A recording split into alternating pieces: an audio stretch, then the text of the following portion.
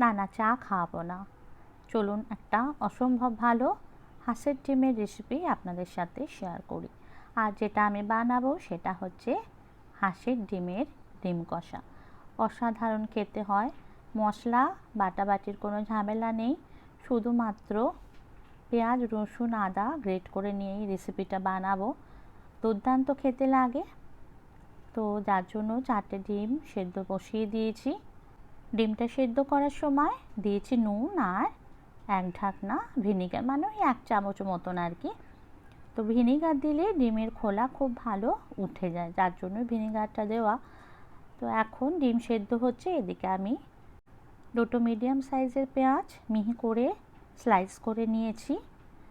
আছে 5-6 কোয়া রসুন, যেটা গ্রেট করে নেব। আদা আছে, যেটাকেও আমি গ্রেট করে নেব। তো টমেটোটা টুকরো করে নিচ্ছি ছোট ছোট করে। আদাটা গ্রেট করে নিলাম, আর রসুনটাকেও ঠিক এই গ্রেটারেই আমি গ্রেট করে নেব। তো পেঁয়াজ রসুন আদা কোনোটাই কিন্তু বাটলাম না। আর যেটুকু দেখুন পুরোটা তো রসুন গ্রেট হয় না, তাই এইভাবে আমি বাদবাকিটুকু একদম মিহি করে জাস্ট করে নিচ্ছি এরমভাবেই।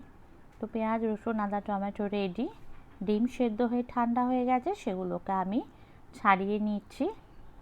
এবার এগুলোকে একটু চিড়ে দেব, যাতে মশলা ডিমের ভেতর খুব ভালোভাবে ঢুকে যায়।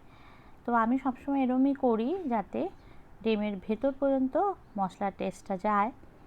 একটু হলুদ মাখিয়ে দিলাম ভাজার সময়, যাতে সুন্দর একটা কালার আসে। এদিকে গ্যাসে আমি বসিয়ে দিয়েছি কড়াই। বন্ধুরা, চ্যানেলে নতুন হলে অবশ্যই চ্যানেলটা সাবস্ক্রাইব করবেন, লাইক কমেন্ট শেয়ার করবেন, আর বেল বাটনটা প্রেস করে দিতে কিন্তু ভুলবেন না। তো যাই হোক, সর্ষের তেল গরম হয়ে গেছে, এবার ডিমগুলোকে আমি ভেজে নিচ্ছি।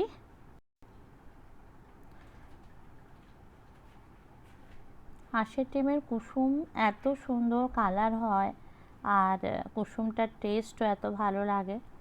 যাই হোক, ডিম ভাজা রেডি। এবার ওই তেলে জিরে দিয়ে প্রথমেই পেঁয়াজ কুচি অ্যাড করে দিলাম। পেঁয়াজ কুচিটা ভাজার সময় একটু নুন অ্যাড করব, যাতে পেঁয়াজটা তাড়াতাড়ি নরম হয়। এরপর পেঁয়াজটা যেই হালকা নরম হয়ে আসবে, এর মধ্যে সমস্ত টমেটো কুচিগুলো আমি অ্যাড করে দিচ্ছি। এবার পেঁয়াজ আর টমেটো ভালো করে মিশিয়ে দিয়ে একটু ঢাকা দিয়ে দেবো, যাতে টমেটোটা ভালোভাবে নরম হয়। এইভাবে ঢাকা দিয়ে দিয়ে আমি পেঁয়াজটা নরম করে নিয়েছি। পেঁয়াজ আর টমেটো কিছুটা নরম হয়ে যাওয়ার পর এর মধ্যে আমি গ্রেটেড আদা আর গ্রেটেড রসুন মিশিয়ে দিচ্ছি। আবার সব কিছু ভালোভাবে মিশিয়ে নিয়ে কিছুক্ষণ এটাকে কষিয়ে নেব, যতক্ষণ না আদা আর রসুনের কাঁচা গন্ধটা চলে যায়। এরপর কিছু গুঁড়ো মশলা আমি অ্যাড করছি, দিচ্ছি জিরের গুঁড়ো, ধনের গুঁড়ো, কাশ্মীরি লঙ্কার গুঁড়ো আর হলুদ গুঁড়ো। অল্প একটু জল দিয়ে সমস্তটা দিয়ে দিলাম। খুব ভালোভাবে মিশিয়ে দিচ্ছি। এরপর এটাকে কষাবো যতক্ষণ না মশলা থেকে তেল ছেড়ে আসে। তো আঁচটা কিন্তু আমার একদম মিডিয়ামে আছে, হাই ফ্লেমে মশলা কিন্তু কষবো না, ধরে লাগবে। তো দেখুন তেল ছেড়ে এসে যাওয়ার পর আমি ডিম ভাজাগুলো অ্যাড করে দিলাম। কত সহজ বলুন তো রান্নাটা, বাটাবাটির কোনো ঝামেলা নেই, অথচ খেতে কিন্তু দুর্দান্ত হয়। আপনি যদি চান এর মধ্যে কিন্তু আরও বেশি পেঁয়াজ অ্যাড করতে পারেন, ভীষণ ভালো লাগে খেতে। এটা দিয়ে কিন্তু সব ভাত খেয়ে নিতে পারবেন। খুব সামান্য গরম জল অ্যাড করছি, যাতে একটা থকথকে ভাব আসে।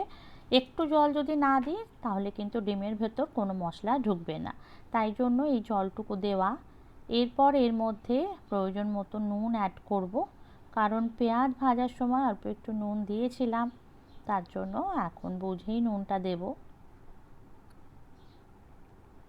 তো নুনটা দিয়ে ভালো করে মিশিয়ে দিয়ে এর মধ্যে দুটো কাঁচা লঙ্কা অ্যাড করে দিলাম, দিয়ে একটু ঢাকা দিয়ে এটাকে ফুটতে দেব। তো কভার করলাম।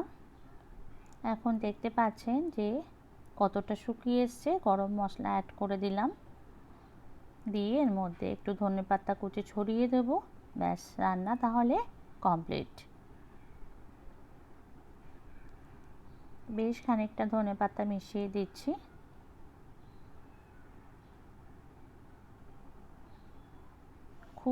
খুবই ভালো লাগে, অবশ্যই একবার ট্রাই করবেন।